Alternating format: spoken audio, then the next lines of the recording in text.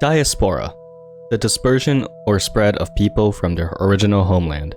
Generational trauma, ordeals that are passed down from one generation to the next. Isolation, to be alone. One common example is immigrant parents coming to the States to raise their child, hoping to give them a better life. The first two words typically go hand to hand when a parent raises their child so poorly that the latter ends up becoming just like the former. There's a saying that goes, time heals all wounds. Typically in most cases, it works. But what if it doesn't? What if it expands past our typical human life expectancy? This is where isolation comes in. What if one were to be gifted immortality, but in exchange for everybody else's lives? What if we had the ability to clone ourselves and fail to break that cycle of agony that extends generations to generations to generations to generations? What if I told you there's an indie game that dared to answer these questions? A game that masterfully combines those three topics and delivers a complex sci-fi and personal story. That game in question is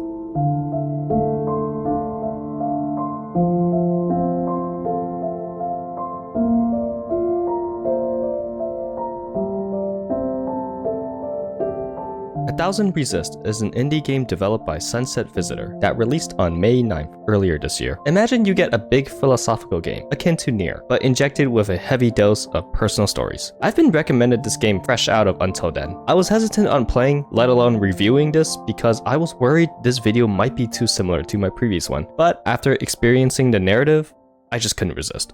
This game has probably one of the best stories that came out this year, and you should definitely not sleep on this.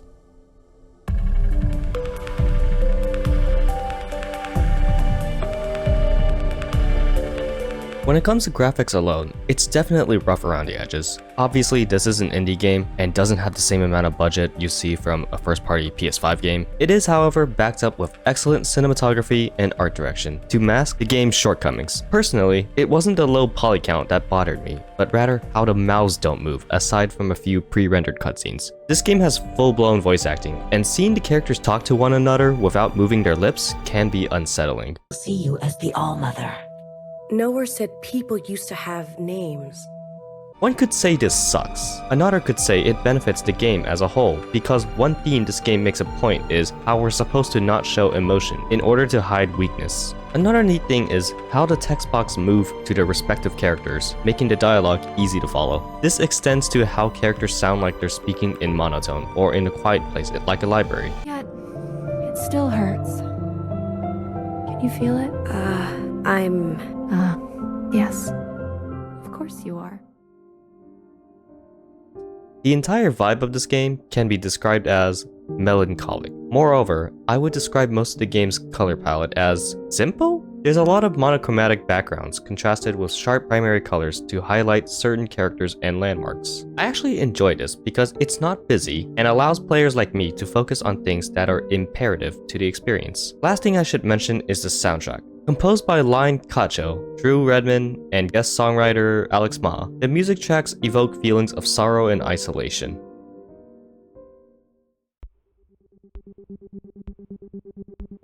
Like many visual novels, the gameplay is mostly developed into walking and talking. There's a semi-hub world where you converse with NPCs to learn about the mysterious world we set our feet in. However, there's just one problem. The layout of this area is too confusing. There are signs that point you in whatever direction you want to go, but it doesn't help that there's stairs and walkways littered all over the place. You do have a map, but it's drawn as if a child made it. All this leaves the hub world feeling like a maze rather than a place for respite. I would spend an extra 15 to 20 minutes or so just to even figure out where the hell I'm supposed to go. It's a cute idea, but poorly executed. I guess one thing that gives this game a bit more flavor is the ability to shift through different points in time in various sections. You can be exploring an infrastructure like a school and find somebody blocking a doorway to a classroom. So what do? You shift to another day or year, and voila, the doorway's open. You'll be doing this plenty of times in other scenarios. The only other thing you do is zip between points and solve some light word puzzles, and that's about it. It's definitely story first and gameplay second, which is totally fine for visual novels. It's clear the developers put all their chips into the narrative. Speaking of,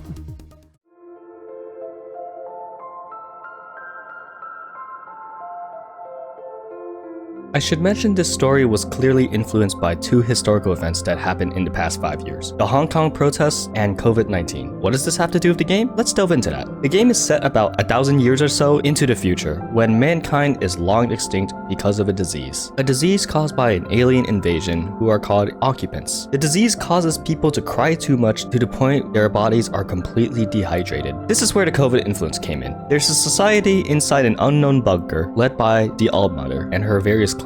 Each of them have their own functions to serve the leader. There's Principal, the second in command, Knower, the historian, Healer, who's the medic, Fixer, who fixes things, Bang Bang Fire, the one who shoots, and Watcher, the one who observes everything and your playable character. When I say the Watcher observes everything, I mean everything. They have the ability to perform communions where they can learn what life was like before the invasion throughout the All-Mother's lenses.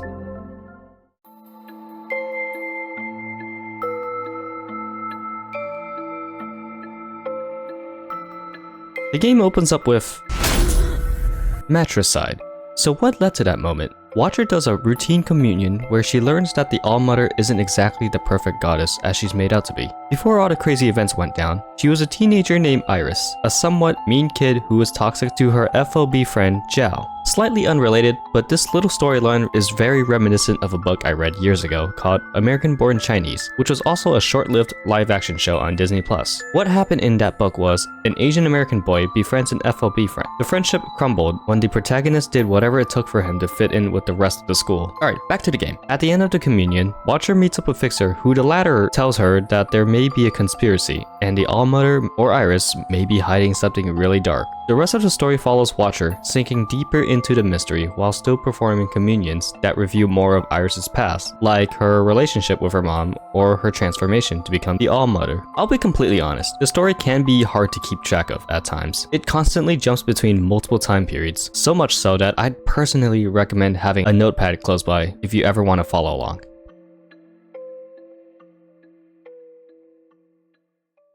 I opened up this video talking about 3 themes that came into mind when playing this game. Diaspora is a population that's scattered across regions that are separate from its original geographic spot. Iris' parents were originally from Hong Kong. They left the country due to the protests and fled to Toronto to raise Iris, hoping to shield her from all the stress they dealt with. Unfortunately, they failed. Generational trauma is trauma that's passed down from generation to generation. Iris' mom has bad habits like lashing out at her daughter or sleepwalking. When Iris is revealed to be immune to the disease, she voluntarily joins the government to allow herself to be researched and ultimately become the immortal All-Mother. It's never completely specified, but it can be assumed a very long time has passed, and the final living person is Iris herself. She clones herself and refers to them as daughters. You would think Iris would have completely gotten over her trauma with her mom.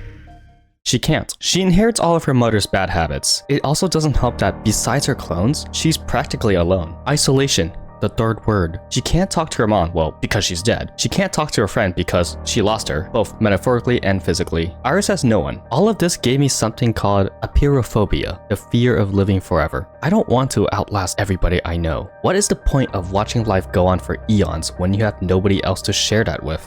Will I still be the same person after 100 years? Or am I going to become someone or something much worse? Iris basically becomes a shell of her former self. After like, what, 1,000 years? It broke her. Being alone and immortal is just too much for anybody to handle, let alone a teenager. It's scary.